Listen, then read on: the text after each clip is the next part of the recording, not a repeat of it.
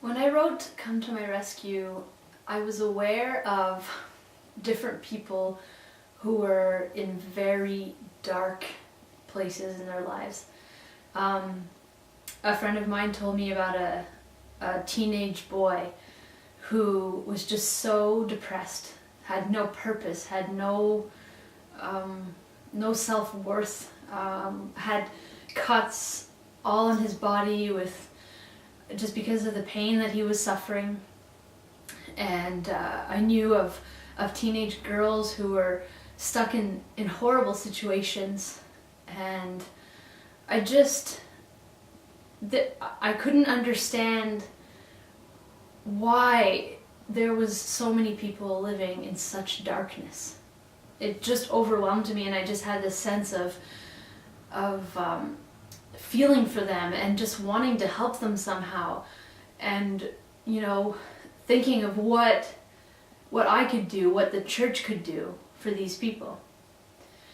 And at the time that I wrote this, I had a 17-year-old that was really needing help, and so she was staying with my aunt and I in our home, and she had stopped doing drugs, and she had finished her high school and was starting to get better and better because she had accepted a relationship with Jesus Christ. And so she was progressing really well and learning what it meant to live and to have hopes and dreams, and I was seeing so much change in her.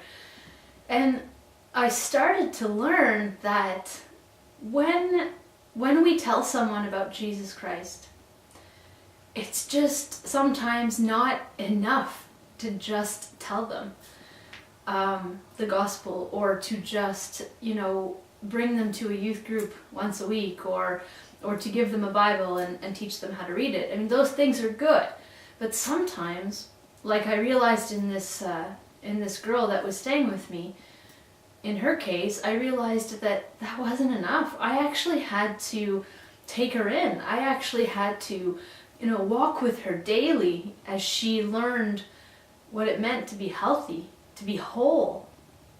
So this kind of transformed my Christian thinking, because I had told a lot of people about Jesus, and I had seen people's lives change from that, but God was teaching me something even deeper than that, which was that if I tell someone about Jesus, then I also need to be willing to walk with them.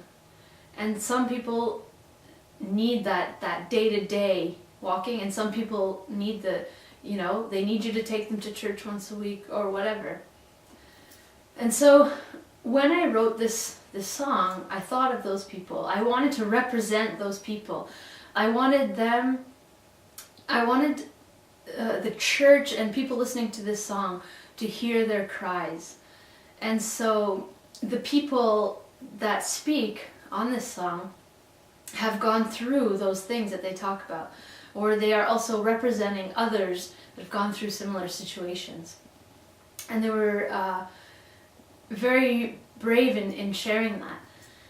And so I wanted people to hear their cries, because their cries represent thousands, millions of other people who are also crying the same thing.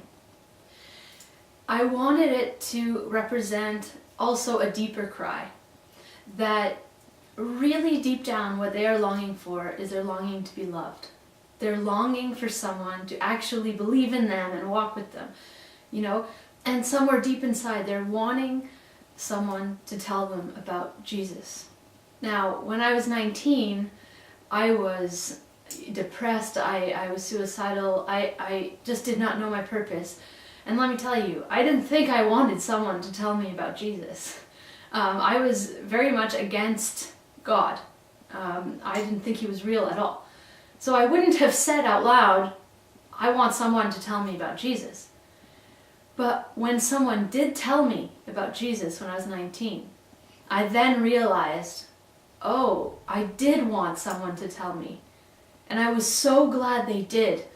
And not only did they tell me, but there were people who cried with me, who prayed with me, who did Bible studies with me, who listened to me when I just had to pour out my heart and all of my issues, you know, who would have me over for dinner and just love on me, who would walk with me daily.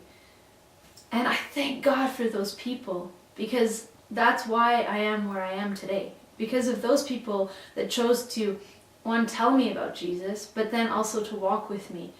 They came to my rescue. And I'm so glad for those people.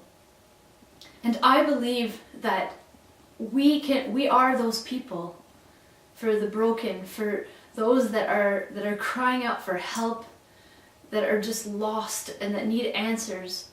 So this song to me represents two things. It represents the fact that there are people crying out.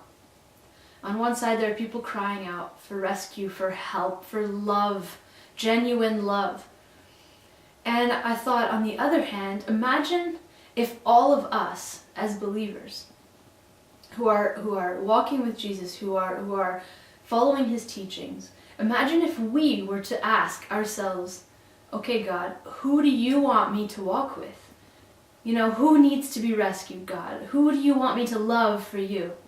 If we did that, if every one of us did that, asked that question, then we could meet so many more of the needs on this side, the people that are crying out for help. And I just see this song as a representation of what is possible. There are already people crying out. But I think that more of us, including myself, I include myself in all of this, more of us need to ask the question, okay, who do you want me to help, God? Who do you want me to love for you, Jesus? And when that happens, I think that we could see amazing things happening in our workplaces, in our families, in our communities, and in this world. If we will go that extra mile and look for the opportunities that God has for us daily, weekly, monthly.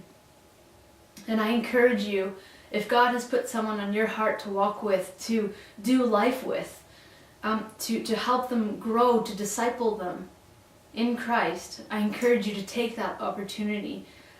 It may be challenging, but the rewards are amazing, just to see the change in people's lives. And that's my prayer for this song, that if we can pray that as believers, and we can walk with people, then more and more people will know about the love and the grace of Jesus Christ, and they can be made whole, and they can learn to live that fullness of life that Jesus bought for us on that cross. So I just pray that you'll be encouraged by these people's lives and by this song.